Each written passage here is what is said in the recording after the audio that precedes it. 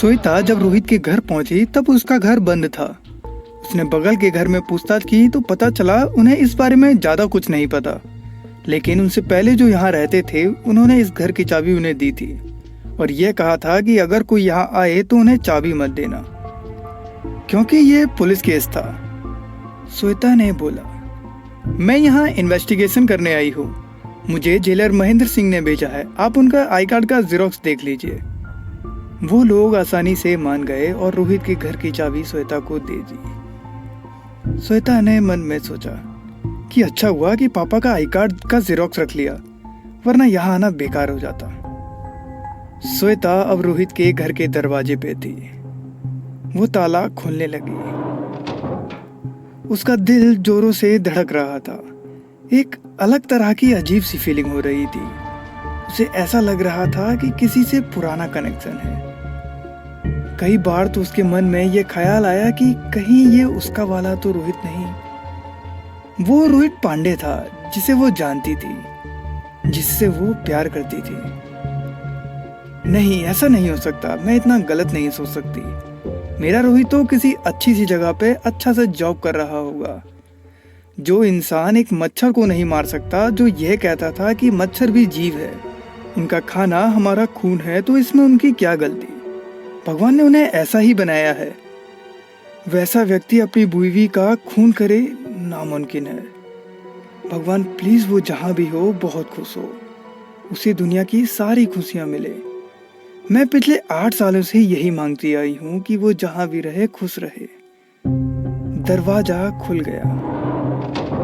दरवाजे के पास और पूरे घर में मकड़ी का जाला लगा हुआ था। श्वेता जैसे तैसे हाथ से जाला हटाकर अपने फोन का टॉर्च जलाकर अंदर स्विच बोर्ड ढूंढने लगी। श्वेता ने लाइट ऑन किया, लेकिन लाइट ऑन नहीं हुआ। घर की हालत देखकर तो यही लग रहा था कि यहाँ कई सालों से कोई नहीं आया। श्वेता अपने फोन के टॉर्च की मदद से पूरे घर में कैंडल ढूंढने लगी। उसे कैंडल कहीं नहीं मिल रही। वो घर के सामान के साथ ज्यादा छेड़छाड़ नहीं करना चाहती थी। उसे लगा कि किचन में कुछ मिल जाए। वो किचन में गई तो देखा कि वहीं पे एक ड्रॉअर में कैंडल और माचिस दोनों रखा हुआ था। उसने मोमबत्ती जलाई और वापस से पूरा घर देखने लगी। उसने कुछ मोमबत्तियां पूरे घर में जलाकर रख दी, जिससे सब कुछ साफ साफ दिखे। उसने देखा पूरा घर ठीक वैसे ही बिखरा हुआ था जैसे उस फाइल में लिखा था। शायद पुलिस इन्वेस्टिगेशन के बाद से यहाँ कोई नहीं आया था। पूरे घर में कुछ खास तो मिला नहीं, लेकिन सामने के रूम में शायद कुछ हो। श्वेता ने जैसे ही रूम खोला तो देखा कि उस रूम में बेड था और सामने की दीवार पे काफी सारे फोटो फ्रेम लगे हुए थे, लेकिन कई सालों से इन पर धूल की मोटी परत जमी हुई थी।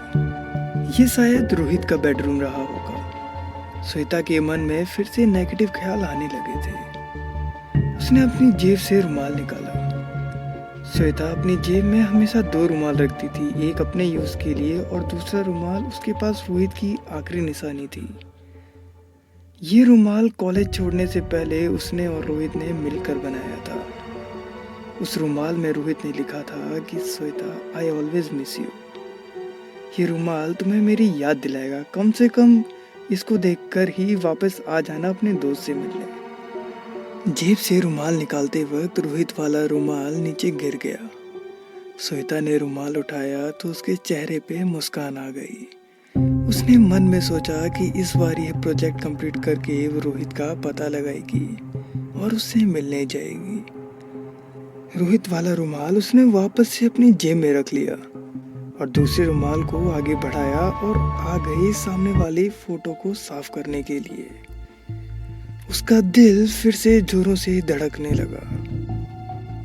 फोटो की तरफ हाथ बढ़ाया ही था कि उसकी मम्मी का फोन आ गया। हेलो मम्मा, हाँ बोलिए। बेटा, घर आते वक्त पनीर ले आना, आज बटर पनीर बनाना है। ठीक है मम्मा, मैं ले आऊंगी। मैं अभी कुछ काम कर रही हूँ, बाद में बात करती हूँ। बाय मम्मा। उसके बाद उसने रुमाल से तस्वीर साफ की। जब तस्वीर साफ हुई तो उसके सामने जिसका चेहरा आया तो उसे देखते ही श्वेता के हाथ से फोन गिर गया। उसे बहुत बड़ा धक्का लगा। आखिर कौन था इस तस्वीर में? इसे जानने के लिए अगला भाग जरूर देखें। धन्यवाद।